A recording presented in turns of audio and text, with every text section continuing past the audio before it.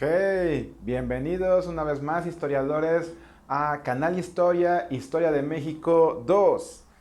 Y viendo todo lo que ha acontecido en México desde la última vez que nos vimos en el video pasado, ya hemos visto cómo después de una guerra de reforma, en donde ya sabemos el eterno forcejeo entre liberales y conservadores, va a hacer una vez más de las suyas y no solamente va a haber una guerra de 3 años, ¿sí? También conocida como la guerra de los 3 años o la guerra de reforma, sino que también lo que va a ocasionar es dos gobiernos alternos, es decir, México por primera vez en su historia, no la única, va a tener dos gobiernos, ¿sí?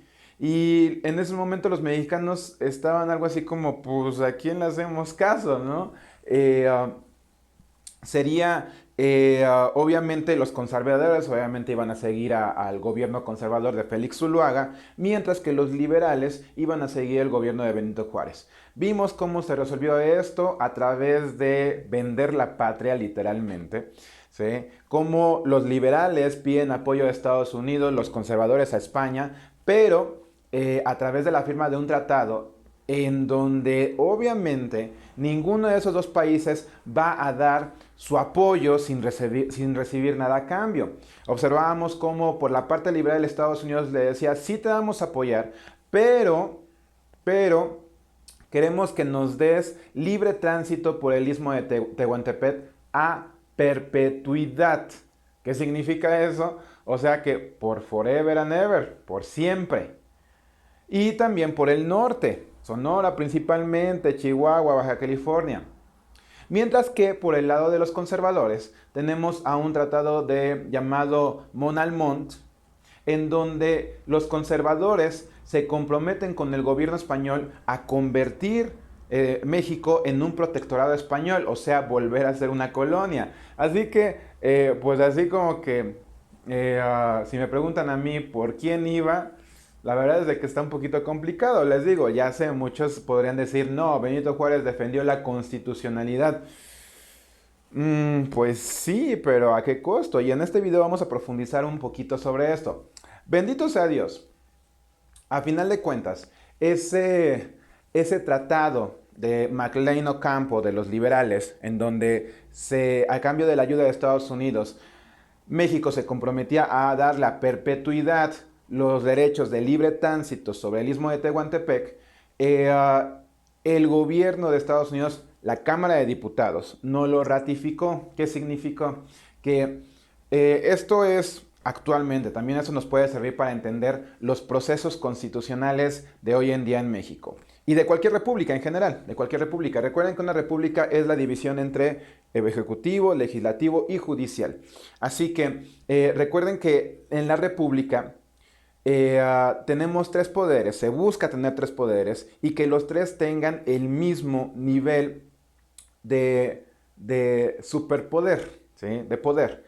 Esto impediría que ninguno de los poderes, llámese el ejecutivo, el legislativo, el judicial, se exceda en sus poderes porque si uno se excede, los otros dos están ahí para someterlo, para aguas, aguas, no, no, no, no puedes hacer esto porque la constitución dice esto y nosotros estamos aquí para defenderlo. Un ejemplo de esto entonces sería eso precisamente lo que pasó con los tratados de McLean Ocampo. Estados Unidos también es una república federal. Así que, como no sé si se los he comentado, si no se los comento en este momento, un presidente, es decir, quien elegimos como presidente de la república, va a ser el jefe del ejecutivo, del poder ejecutivo. ¿Sí? Es decir, va a ser el jefe de un poder de los tres que tenemos: ejecutivo, legislativo y judicial. O sea que el presidente de la República representa a ese poder, el ejecutivo. ¿Sí? Ahora, él, atendiendo a la Constitución, ¿sí? Observando la Constitución, él tiene el poder de firmar tratados con otros países. En este caso, por ejemplo, el recién firmado Tratado del TEMEC. en donde el Tratado de Libre Comercio, en donde México, Canadá y Estados Unidos van a hacer libre comercio como en el antiguo Telcán. Ok, sí, el presidente tiene esa facultad de firmar el tratado. ¿Qué significa firmar el tratado? Digamos, de comprometerse a que vamos a aplicar ese tratado y listo. Sin embargo, esto no queda ahí. Es decir, el presidente no es superpoderoso y él no puede decir así por sus pantalones, decir, yo firmo ese tratado y se acabó, los mexicanos lo vamos a respetar. No, sino que tiene que haber también un proceso de ratificación. ¿En qué consiste el proceso de la ratificación de un tratado? ¿Sí?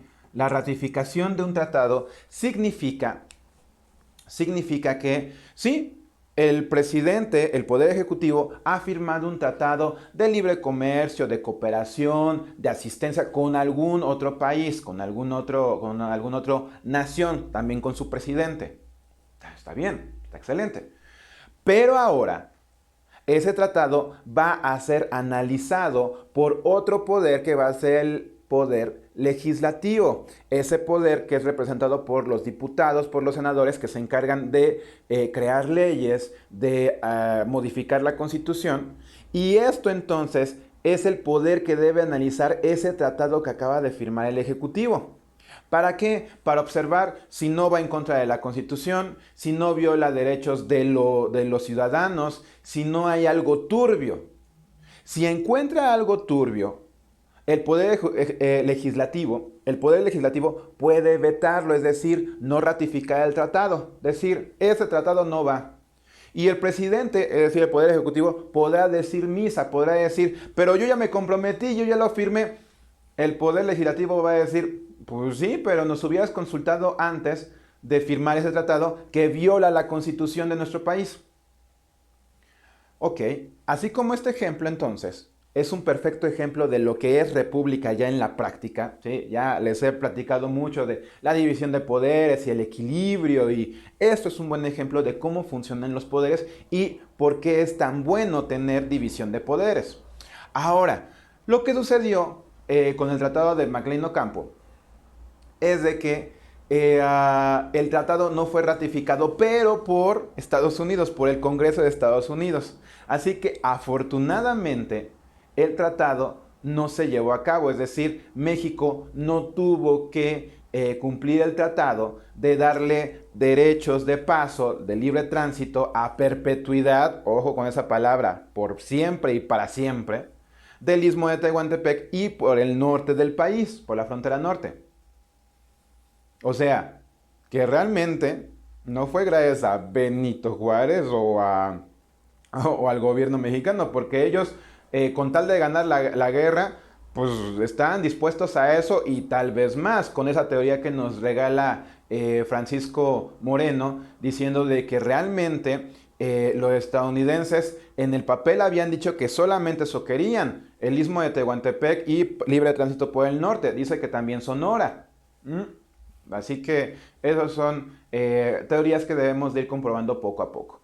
Bien, ahora lo que vamos a ver en este momento es que una vez que termina la guerra de reforma, gracias al apoyo indudablemente de Estados Unidos, que bendito sea Dios, su Congreso no exigió que se respetara el Tratado de McLean Ocampo, Benito Juárez, los liberales, ganan la guerra de reforma, ¿sí? Van a ganar la guerra de reforma.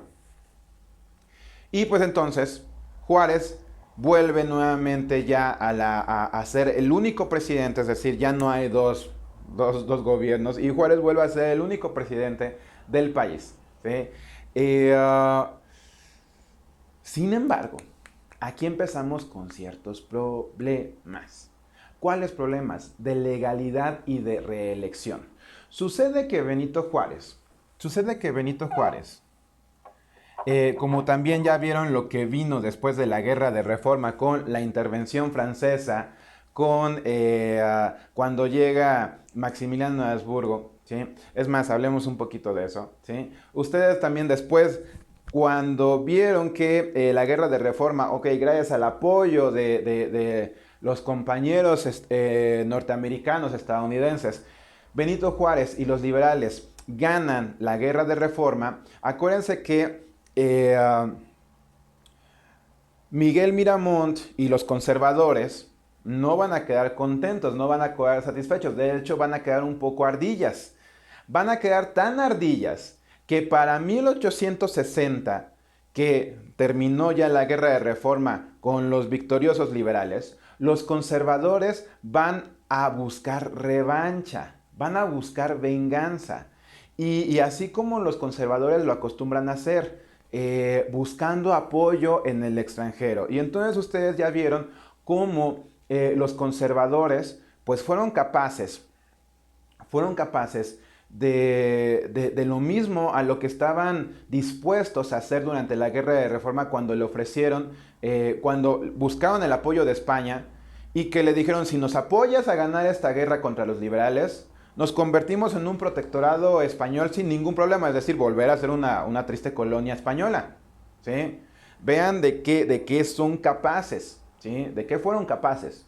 Ok, en esta ocasión, una vez terminada la guerra de reforma, la guerra de los 3 años, perdidos, dolidos en el orgullo, lastimados, los conservadores van a buscar venganza, están ardillas, ¿sí? Así que, ¿qué es lo que van a hacer? Dicen, esto no se queda así, vamos a buscar otra nación, otro país, que nos venga a apoyar para que se establezca aquí en México un gobierno conservador, del tipo que sea, monarquía, imperio, lo que quieran, pero que saquen a esos liberales del gobierno. ¿Sí? Si implica que México tiene que ser invadido y tiene que volver a ser una colonia, que así sea. Es decir, vean los intereses y la mezquindad que tienen los conservadores que con el fin de seguir teniendo sus ganancias, sus privilegios, pueden llegar a vender al país. Así que ustedes observaron, ¿sí? En las dinámicas que realizamos, observaron cómo Miguel Miramón va a buscar apoyo ahora no con España, sino con el imperio francés, con los franceses, con Napoleón III, el nieto de Napoleón Bonaparte.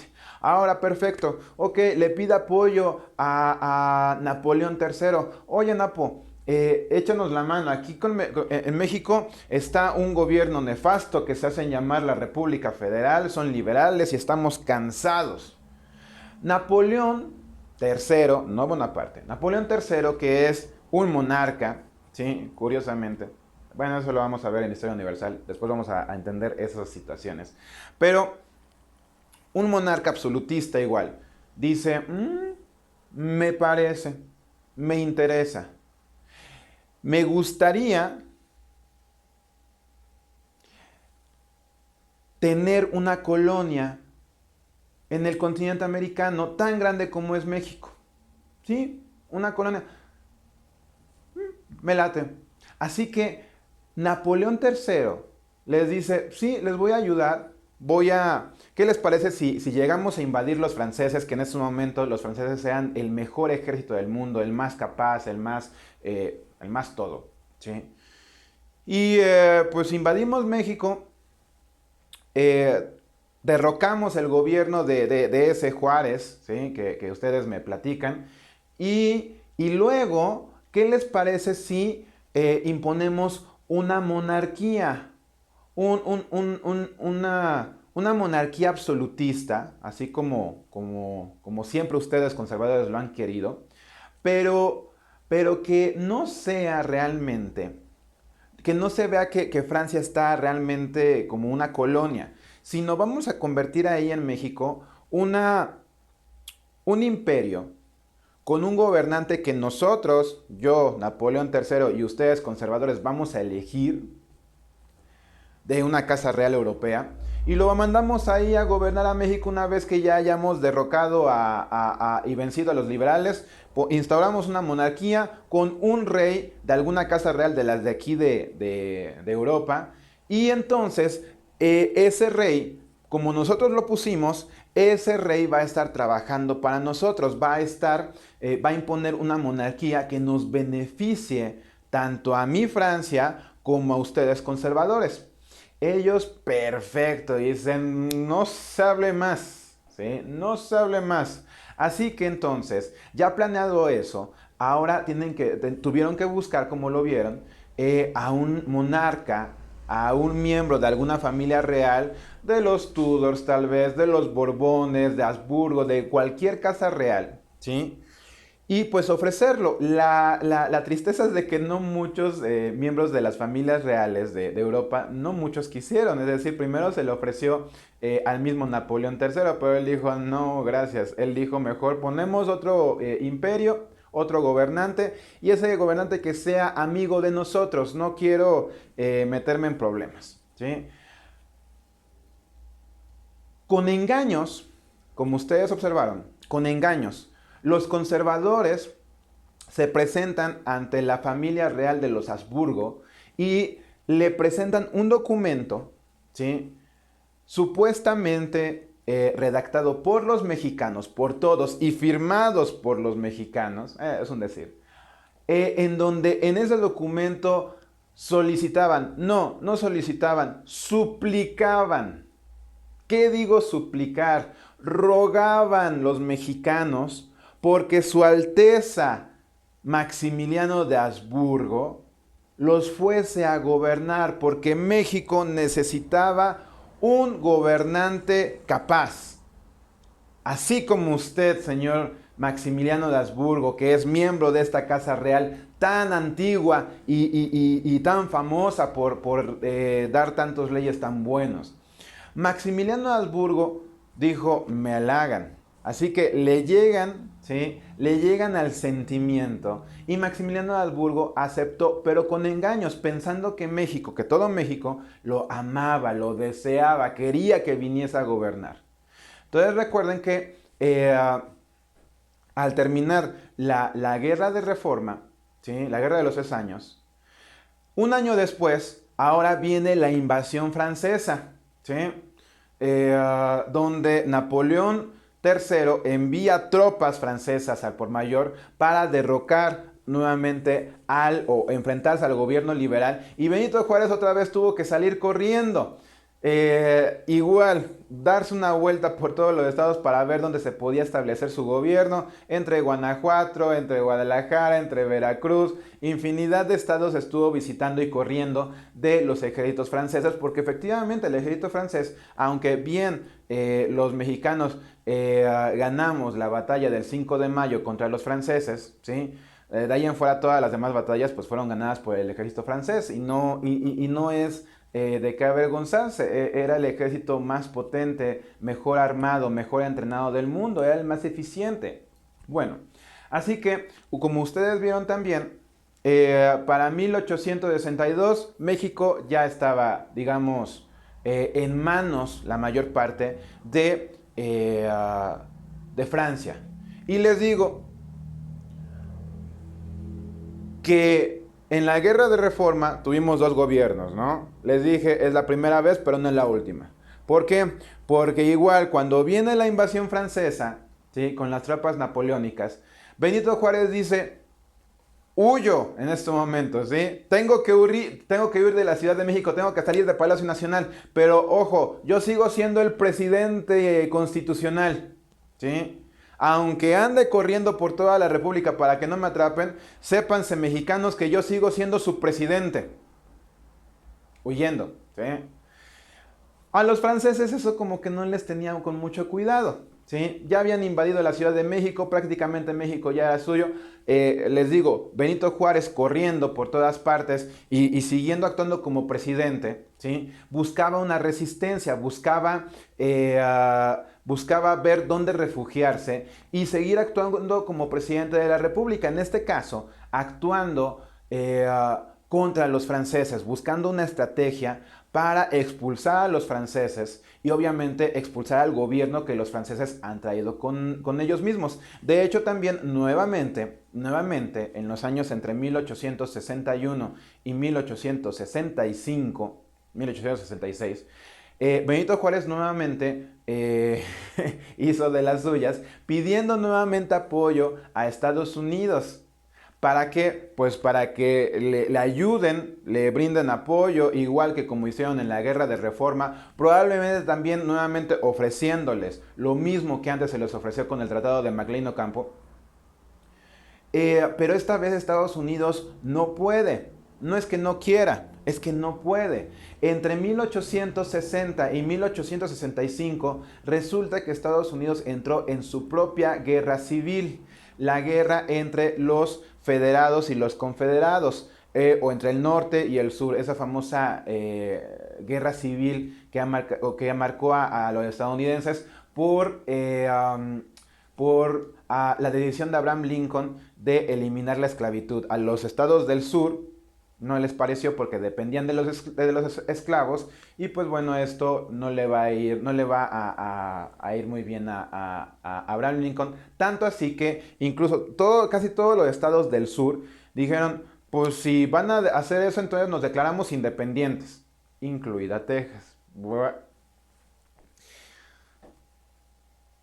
pero es otro cantar, eso es de Estados Unidos. Así que, bien, Benito Juárez entonces no consigue apoyo. Y así entonces está del tingo al tango, ¿sí? Yendo a ver en qué estado lo reciben, en qué estado le pueden dar hospedaje para seguir él siendo presidente de la República y tratar de encontrar la forma de cómo destruir ese nuevo gobierno que los franceses instauraron. ¿Cuál fue ese nuevo gobierno que instauraron los franceses? Una monarquía. Y llega ya entonces Maximiliano de Habsburgo. Pero como ustedes lo estudiaron, resultó que Maximiliano de Habsburgo, cuando llega también con su esposa Carlota de Habsburgo, ¿sí? Resulta que Maximiliano de Habsburgo es igual de liberal que Benito Juárez.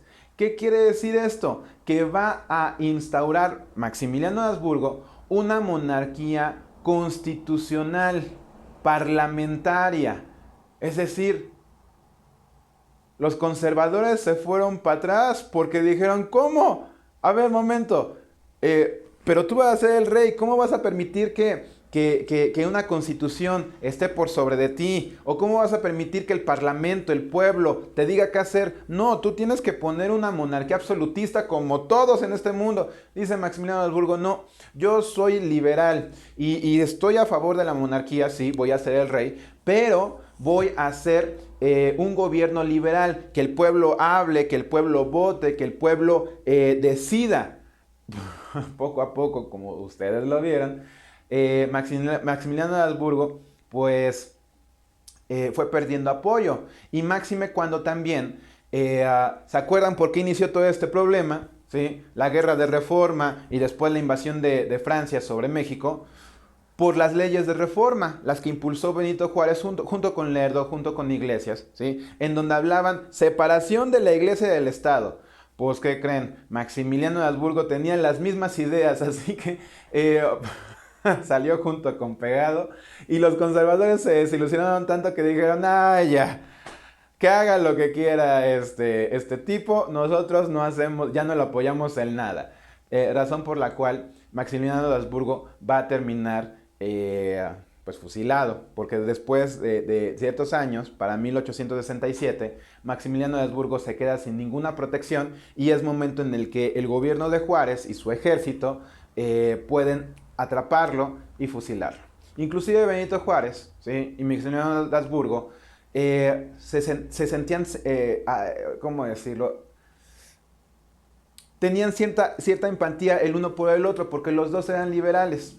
Inclusive se dice que Benito Juárez llegó a decirle a Maximiliano de Habsburgo, ya cuando lo tenía preso, que en otras circunstancias tal vez pudieran haber sido amigos. Pues sí, los dos tenían las mismas ideas, pero al final de cuentas, Maximiliano de Habsburgo fue fusilado por supuestamente violación a la Constitución. Bien, y entonces, ¿qué estoy tratando de decir con todo esto que les acabo de explicar? Que los gobiernos juaristas han sido muy atropellados, ¿sí? Han sido muy atropellados. La primera presidencia que va a tener Benito Juárez, ¿sí? Le va a caer primero de rebote en 1855 cuando renuncia el señor Ignacio Comonfort. Se hacen elecciones, después bueno, ok. Entonces, le cae de rebote, ¿sí? Le cae de rebote porque es, acuérdense, presidente de la Suprema Corte de Justicia de la Nación. Y según la Constitución de 1857, decía que a falta de presidente de la República, por cualquier situación, quien debía de tomar el gobierno era precisamente el presidente de la Suprema Corte de Justicia. Así que entonces, Juárez, el primer gobierno que le va a llegar va a ser por gracia divina, por suerte, digamos, o por siripada, o por la Constitución. No va a ser electo de forma democrática. Ok. Ahora entonces, Juárez se tiene que encargar de enfrentar la guerra de reforma, ¿sí? Como presidente, digamos, provisional. Es decir, no fue electo a través de elecciones democráticas, sino que por constitución le tocó ser presidente. Y entonces, él siendo presidente no electo, pero sí de facto, sí de hecho, le toca enfrentar a la guerra de reforma, ¿sí? Y aún así siguió publicando sus leyes de reforma. A pesar de que, recuerden, la guerra estalló y había dos gobiernos, él siguió publicando sus leyes de reforma porque él decía, yo sigo siendo el presidente. Bien, después, cuando termina la guerra de reforma, voy a borrar este numerito. ¿Sí? En 1860, ya cuando terminó la guerra de reforma, ¿sí? Como amante de las leyes, que eso sí se le reconoce siempre a Benito Juárez, ¿sí? Siempre se le ha mencionado como el defensor de la legalidad, siempre se habla, siempre si ustedes buscan en Google, ¿por qué se le reconoce a Benito Juárez? Por ser el defensor de la legalidad, el defensor de la Constitución, por ser alguien de leyes. Así que como defensor de la Constitución, una vez que terminó el conflicto de la guerra de los 3 años o la guerra de reforma, él dice, a ver, vamos a hacer elecciones, ¿sí? Hay que respetar la Constitución y ya que terminó el conflicto armado, vamos a hacer elecciones y a ver quién sale de presidente. Pero se postula él mismo también.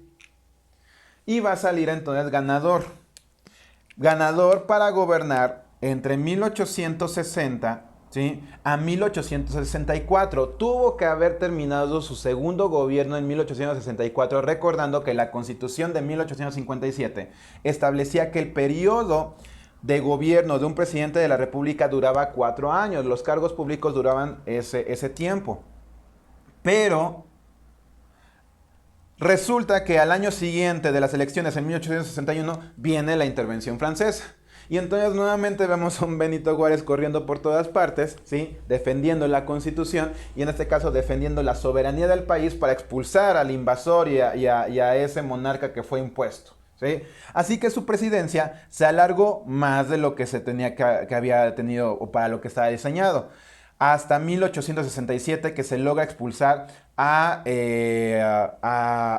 ejército francés y al imperio de Maximiliano. Expulsar tanto al imperio francés no, porque de hecho ya se habían ido, ya habían dejado a Maximiliano de Habsburgo solo. Así que fue hasta 1867 que termina la monarquía de Maximiliano de Habsburgo. Ahora, nuevamente, Benito Juárez, como amante de las leyes, como amante de la Constitución, dijo, pues resulta que yo ya estuve en el poder por más de 3 años. Se tuvieron que haber hecho elecciones en 1864.